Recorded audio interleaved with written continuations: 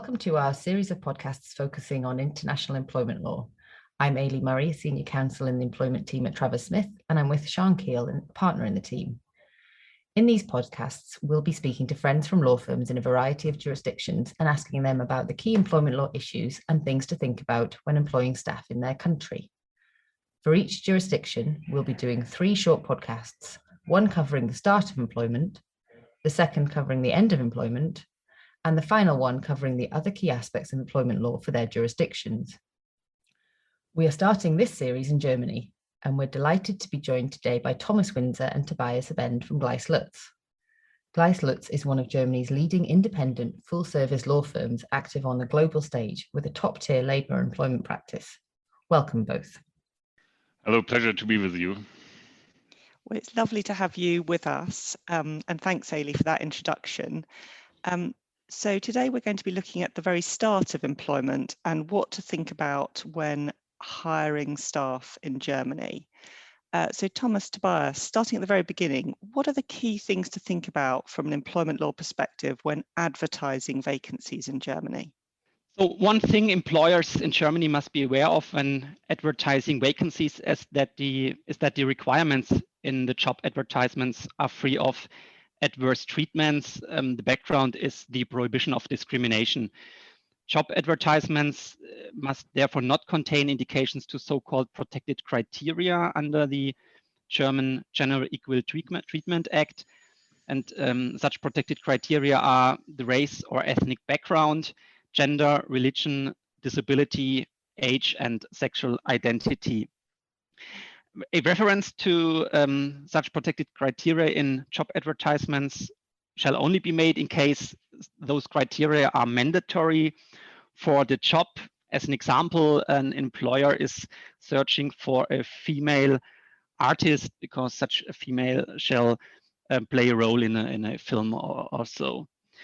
Apart from that, when employer use indirectly or directly such protected criteria in their job advertisements, that might be an indication for discrimination, which may then result in potential damage claims of applicants.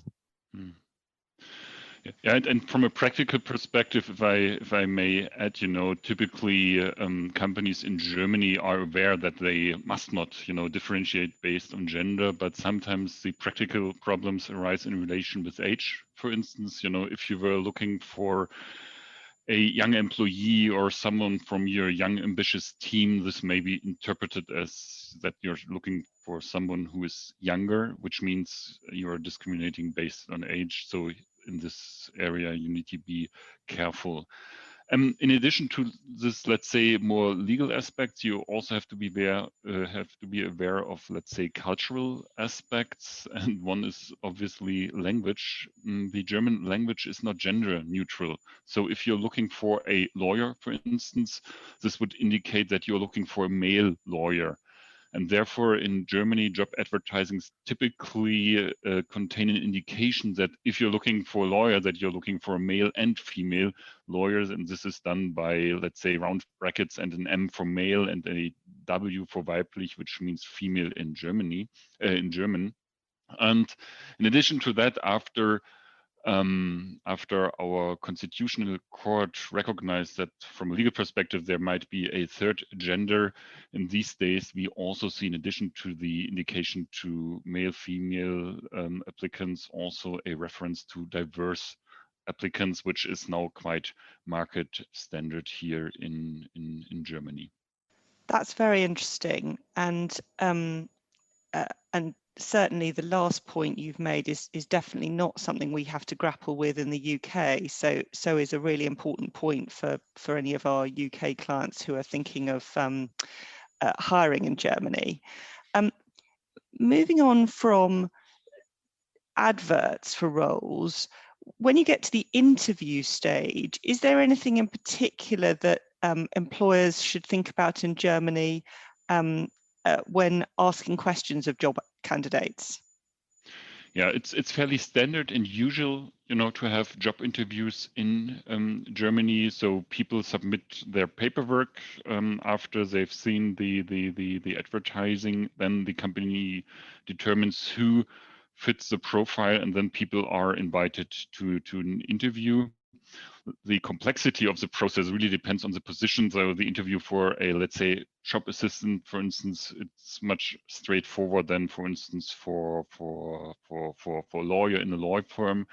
We, for instance, if we invite candidates, they will meet a lot of members of the teams they shall be working for in order to get an understanding whether they fit the firm culture, whether they fit personally, that they get an impression of the team. But we will also try to bring them in contact with people from other departments, that they just get a sense of a firm.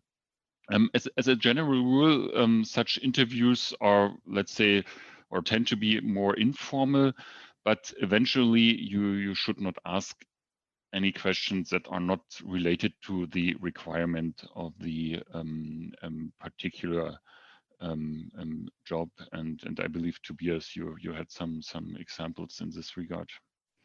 Yeah, the starting point for questions an employer may ask is that there must be a requirement for asking for relevant information based on a legitimate and worth protecting interest in the requested information for the employer. And this is generally given with regard to questions relating to the future employment relationship, qualifications and skill of the applicant, education, work experience, etc. However, as a general rule, questions to the very privacy of the employee are not permitted, such as questions on pregnancy, family status, and in particular the criteria protected as mentioned before. And one particularity under German law is that in case an employer asks respective questions in an onboarding process, the applicant has the right to lie on such question, and that may not result in any disadvantage to the employee.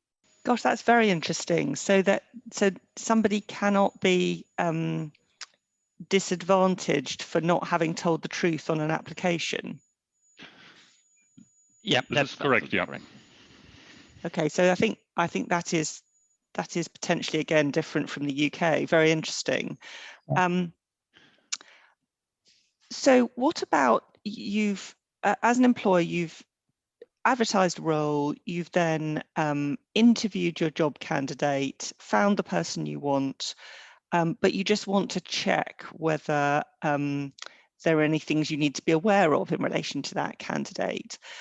We often see employers in the UK wanting to carry out background checks and employee screening.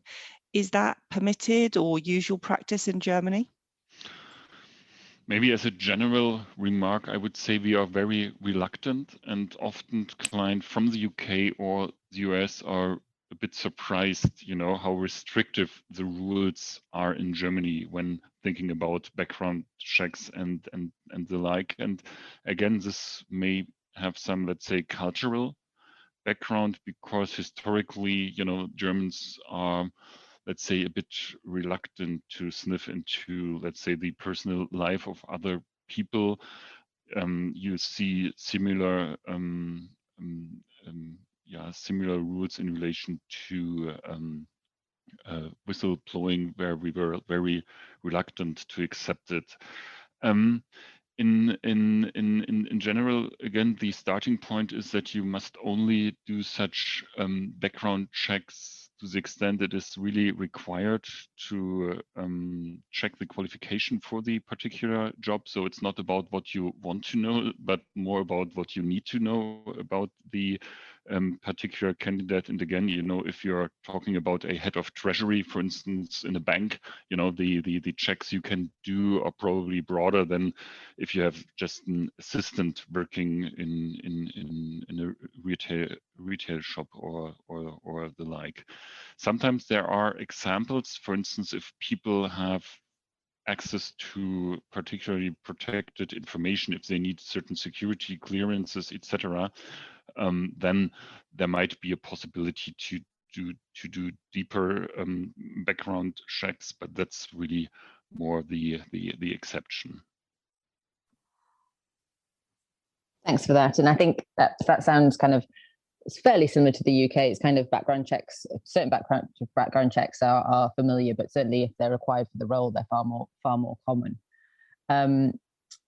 Just thinking about the next point in terms of recruiting for competitors, we often see, you know, people moving from one company to another into a competing business. Does that give rise to any specific issues in Germany? Again, the starting point, competition for talent is completely acceptable. That's part of our economy, and there's no problem about, as a starting point and as a general statement, there's no problem about trying to solicit away employees from a competitor.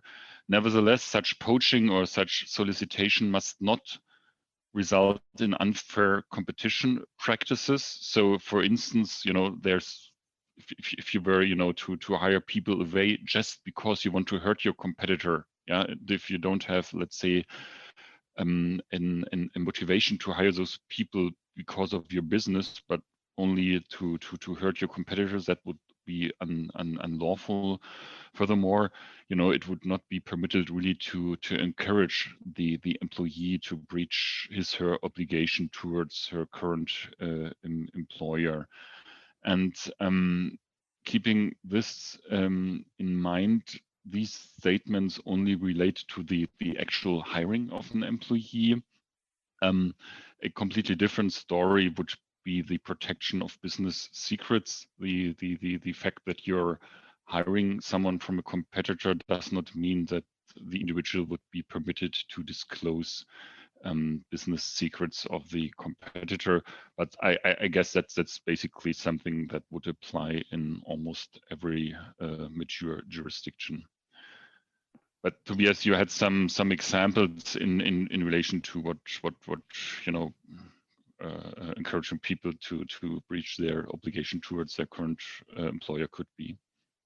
Yeah, when talking about breaching contractual obligations, it's important to know that during an employment in Germany, there is a contractual obligation not to compete with the current employer under statutory law.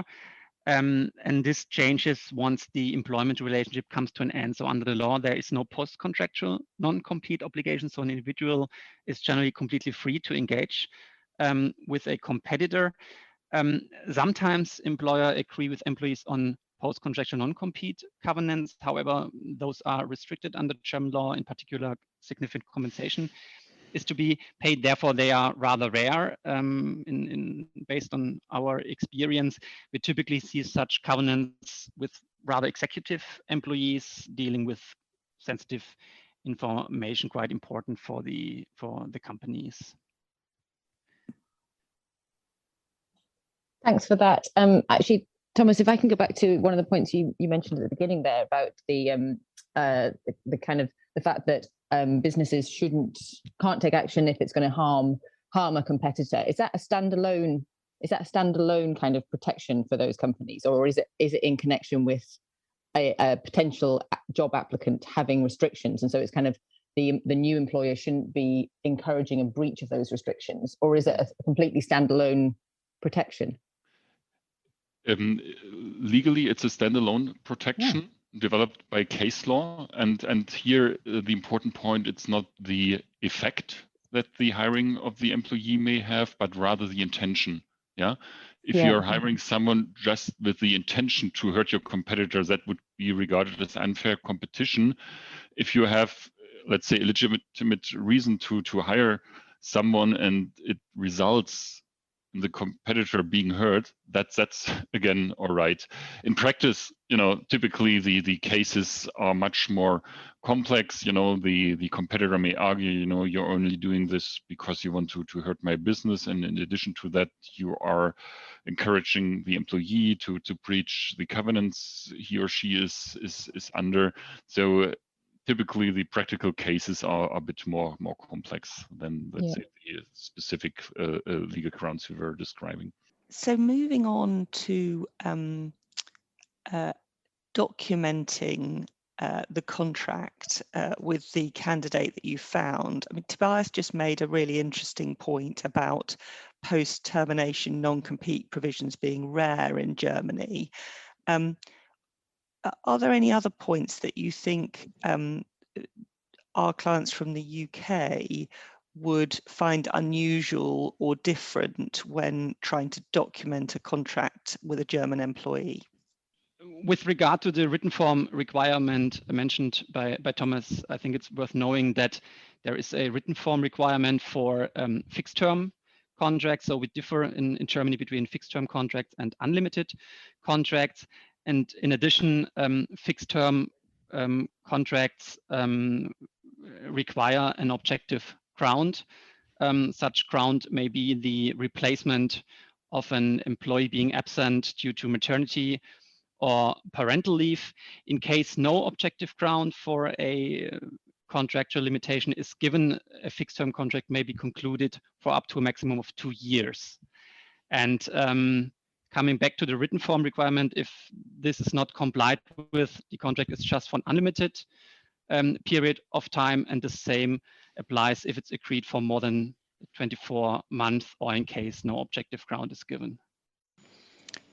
That's really helpful, and I think very helpfully talks us through the process of hiring an employee in Germany. So thank you both for helping us in this podcast, and we look forward to speaking to you again on the next topic in this series, which we will be releasing alongside this podcast. Thank you. It was our pleasure. You.